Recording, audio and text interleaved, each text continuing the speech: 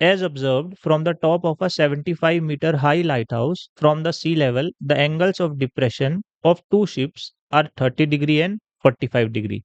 If one ship is exactly behind the other on the same side of the lighthouse, find the distance between the two ships. मतलब यहाँ पे हमारे पास एक light house है जिसकी height है 75 metre. ये वाला जो डिस्टेंस है ये टोटल डिस्टेंस है 75 मीटर। अब इसके टॉप से दो शिप को ऑब्जर्व किया गया।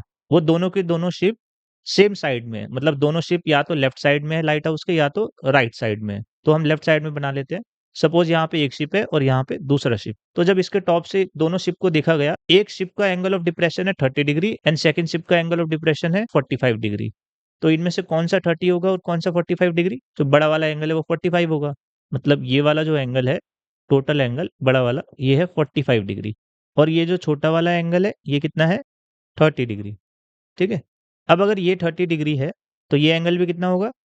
30 डिग्री, ऑल्टरनेट इंटीरियर एंगल। उसी तरीके से अगर ये 45 है तो ये भी कितना होगा? 45 डिग्री, ऑल्टरनेट इंटीरियर एंगल। ठीक है। अब हम क्या करते हैं, सब पॉइंट को नाम दे देते हैं। सपोज ये ए, बी, सी, डी एंड ई। ठीक है। किसका यूज करेंगे यहाँ पे? हमें फाइंड आउट क्या करना है? Find the distance between the two ships, ये वाला जो डिस्टेंस है। ठीक है। तो किसका यूज करते हैं? tan का यूज करते हैं। क्यों? क्योंकि tan में परपेंडिकुलर आता है और बेस आता है, और वही चीज हमें यहाँ पे परपेंडिकुलर गिवन है और बेस फाइंड आउट करना है। तो क्या करते हैं, पहले छोटा ट्रायंगल लेते हैं, ट्रायंगल ए बी सी, छोटा वाला ट्रायंगल। इसमें tan 45 डिग्री कितना होगा? tan 45 perpendicular by base. Perpendicular कितना है? 75। इसके लिए बेस क्या है इस एंगल के लिए? C B. ठीक है। तो यहाँ से tan 45 कितना होता है? 1। यह आएगा 75 बाय सी बी। तो यहाँ से सी बी आ गया हमारा। सी बी कितना आ गया? 75 मीटर। ये वाला जो पार्ट है ये भी कितना आ गया? 75 मीटर। अब हमें ये फाइंड आउट करना है, तो इसके लिए हम बड़े ट्रायंगल का यूज करते हैं। बड़ा ट्रायंगल मतलब triangle A B D. Triangle A B D में tan 30 हम फाइंड आउट करते हैं। tan 30 डिग्री कितना होता है? Perpendicular by base.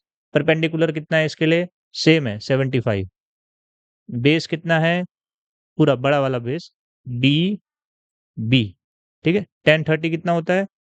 1/√3 is equal to 75/db। db कितना है? db तो टोटल डिस्टेंस है, इसको हम लिख सकते हैं dc plus cb। dc plus cb, ये आएगा 75 divided by dc plus cb। cb तो हम फाइंड आउट कर चुके थे 75। ठीक है। अब इसे सोल्व करना है, यहाँ से हमारा dc आ जाएगा। कैसे सोल्व करेंगे? इक्वेशन क्या है हमारे पास? 1/√3 is equal to 75/dc plus 75। Cross multiply करते हैं। यहाँ से आएगा dc plus 75 is equal to 75√3। तो dc कितना आ गया यहाँ से? dc आ गया हमारा 75 कॉमन √3 -1 मीटर। ठीक है। dc की वैल्यू इतनी आ गई। ये हमें फाइंड आउट करना था दोनों शिप के बीच का डिस्टेंस, 75 इंटू √3 -1 मीटर।